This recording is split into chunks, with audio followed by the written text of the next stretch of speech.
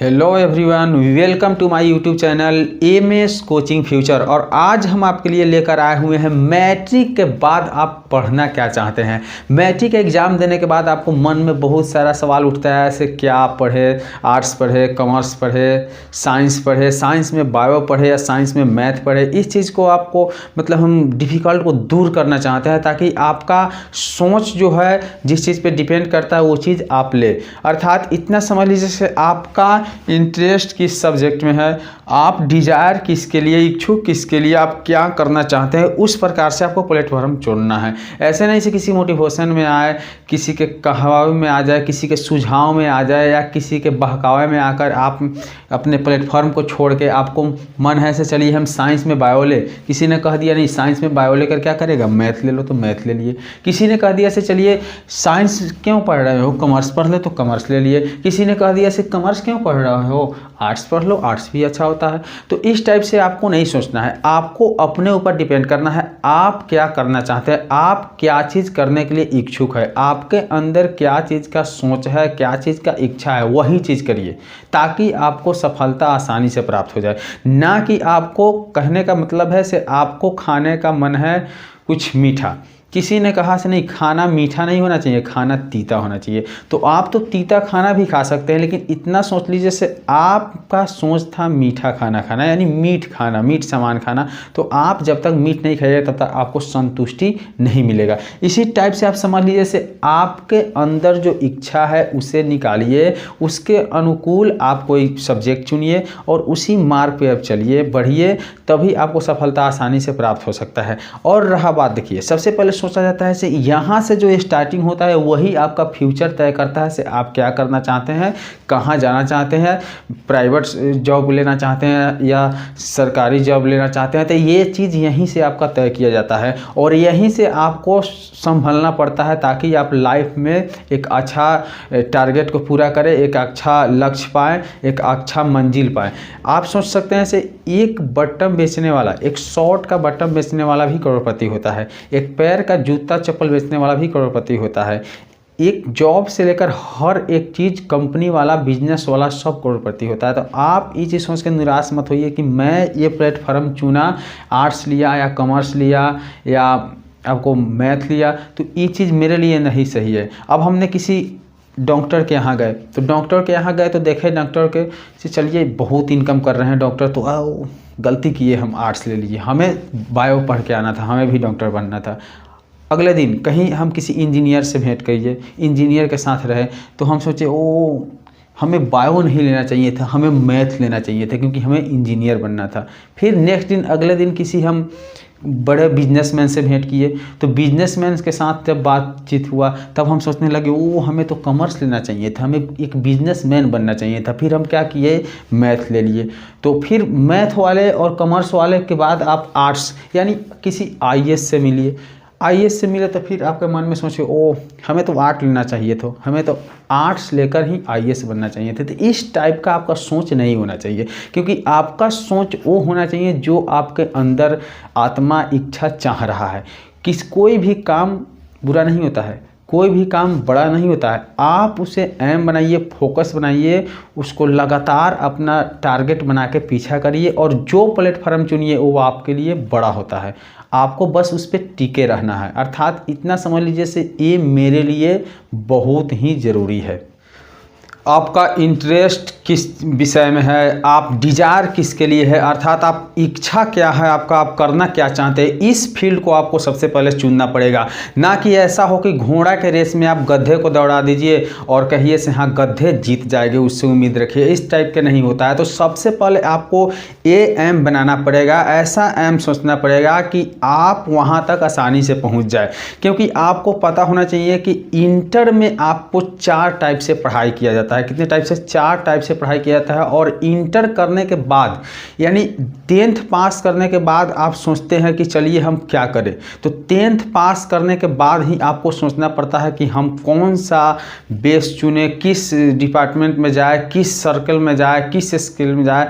तो इसके लिए आपको वहाँ से ही संभलना पड़ता है और सोच बनाना पड़ता है कि आपको ये फील्ड चुनना है, वो फील्ड चुनना है। उसी के अनुसार आपको पढ़ाई चालू करना पड़ता है ताकि आप वहाँ आसानी से पहुँच जाए।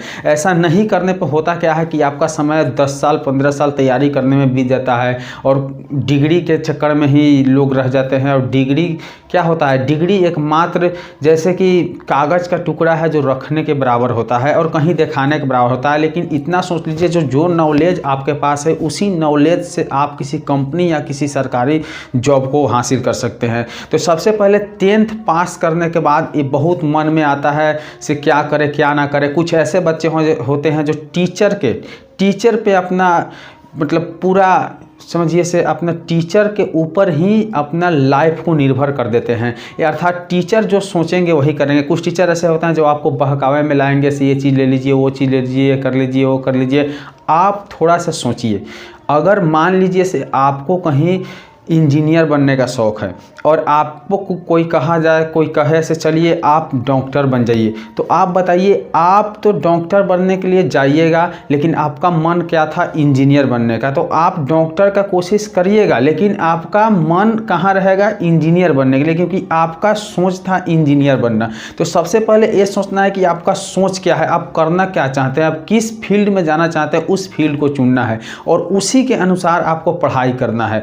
तब आपको जल्दी से सफलता मिल सकता है, अन्यथा सफलता मिलने में बहुत समय लग जाता है, जिससे आपका उम्र भी बीत जाता है और आप सही समय पर सर्विस नहीं कर पाते हैं, वो प्राइवेट सर्विस हो या सरकारी सर्विस हो, लेकिन आप समय से नहीं कर पाते हैं। इसके कारण बहुत होता है क्योंकि आप स्टार्टिंग पॉइंट को ही गलत तरीके से चलते हैं, क्योंकि आप अपना फैसला खुद नहीं करके किसी दूसरे पर निर्भर कर देते हैं। इससे क्या होता है कि आपको वहाँ पहुँचने में बहुत ज़्यादा समय लग जाता है, जिससे आपको बहुत सारा परेशानियां होने लगता है। अर्थात समझ लीजिए कि समय के साथ आप कामयाब नहीं हुए। कहा जाता है कि देखिए, ज़िंदगी जीना आसान नहीं होता, ज़िंदगी जीना आसान नहीं होता, बिना संघर्ष के कोई महान नहीं होता, और जब तक ना पड़े पत्थर पे हथौड़े की चोट, जब तक ना पड़े पत्थर पे हथौड़े की चोट, तब तक पत्थर भी भगवान नहीं होता। तो कहने का मतलब यहाँ ये है कि जब तक आप किसी अच्छे सर्किल में, जो आपका ड्रीम है, जो आपका सपना है, जो आपका डिजायर है, जो आपका इंटरेस्ट है, इस चीज़ को आप फोकस नहीं करिएगा तो आप सफलता हासिल जल्दी नहीं कर पाइएगा। कर भी लीजिएगा तो उसके लिए आपको बहुत ज़्यादा समय बिताना पड़ता है। तो सबसे पहले हम स्टार्टिंग यहीं से करेंगे, क्योंकि 10th करने के बाद बहुत ऐसा सवाल मन में आता है, से हम आर्ट्स ले, कॉमर्स ले, साइंस ले, साइंस में बायो ले, साइंस में मैथ ले। तो कुछ ऐसे होते हैं जो आपका टीचर हो, कोई गार्जियन है, कोई हित दोस्त है, ये सब होते हैं, आपको मतलब कुछ ऐसे राय देते हैं। कोई कहेगा मैथ ले लो, कोई कहेगा आर्ट्स ले लो, कोई कहेगा कॉमर्स ले लो, लेकिन आपको सोचना है आपको क्या लेना है। यदि आपको एक सिंपल एग्जांपल के तौर पर कहते हैं, यदि आपको समझ लीजिए जैसे IAS बनना है तो आपको आर्ट्स लेकर ही आना होगा। अगर आपको डॉक्टर बनना है, कोई टेक्निकल बनना है, तो आपको ज़रूर है से साइंस वाला प्लेटफॉर्म चुनना पड़ेगा। आपको अगर बैंक से जुड़े हुए या कोई बड़का बिजनेस करना है या बिजनेस मैनेजमेंट के बारे में सोचना है, तो उसके लिए आपको कॉमर्स लेना ही सबसे ज़्यादा बेहतर होगा। तो ये सब चीज़ एम बनाया जाता है 10th करने के बाद, सोचा जाता है, अपने मन में विचार किया जाता है इसे क्या करना है। तो फिलहाल चलिए आपको हम इंटर के बारे में बताते हैं, इसे इंटर कितने टाइप में किया जाता है। तो आप देख रहे हैं कि इंटर 11th एंड 12th आपको टाइप्स कितने दिया हुआ है। तो टाइप्स ऑफ इंटर अर्थात आप 4 टाइप से कर सकते हैं, बायो से कर सकते हैं, मैथ से कर सकते हैं, कॉमर्स से कर सकते हैं, और आप कर सकते हैं आर्ट्स से। किससे कर सकते हैं? आर्ट्स से। तो सबसे पहले आपको फोकस करना है से आप यदि साइंस में बायो लेते हैं तो आपको कौन कौन से विषय पे टारगेट बनाना होगा, कौन कौन से विषय को अच्छे तरह से तैयारी करना होगा। तो आप देख रहे हैं कि आपको biology, chemistry, physics, Hindi, English, ये 5 सब्जेक्ट पे आपको बहुत विशेष ध्यान पर देना होगा।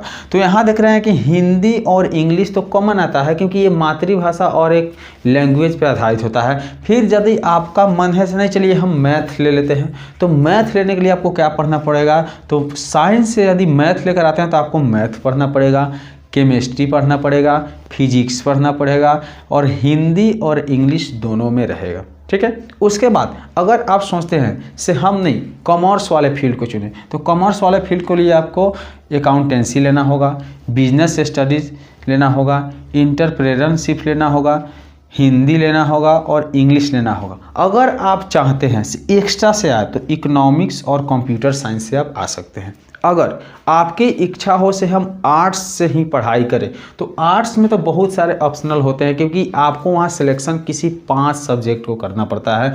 तो अगर आप चाहते हैं कि आर्ट्स में ही हम कुछ अच्छे ढंग से पढ़ें, आर्ट्स में ही कुछ अच्छा करें, तो उसके लिए भी आपका ऑप्शन अच्छा सब्जेक्ट के लिए होता है। जैसे मान लीजिए कुछ सब्जेक्ट दिया हुआ है, आप हिस्ट्री लेकर आ जाइए, आप साइकोलॉजी लेकर आ जाइए, आप पॉलिटिकल साइंस लेकर आ जाइए, आप इकोनॉमिक्स लेकर आ जाइए, आप चाहिए तो जियोग्राफी लेकर आ जाइए। इस टाइप से कुछ ऐसा सब्जेक्ट है जो दिया हुआ है, 10-11 सब्जेक्ट हमने लिया है आपके मतलब एग्जाम्पल के तौर पे आपको समझाने के लिए। लेकिन अब यहाँ से आपको सोचना है कि आर्ट्स लेकर हम क्या करेंगे, कॉमर्स लेकर क्या करेंगे, साइंस में मैथ लेकर क्या करेंगे और साइंस में बायो लेकर क्या करेंगे। तो इस तरह से आपको एम बनाना पड़ेगा। से यदि आपको हम बताए हैं कि यदि आपको डॉक्टरी लाइन से जुड़े हुए कोई काम करना है, अर्थात डॉक्टरी बनना है, डॉक्टर बनना है, तो आपको कम से कम बायो से आना होगा।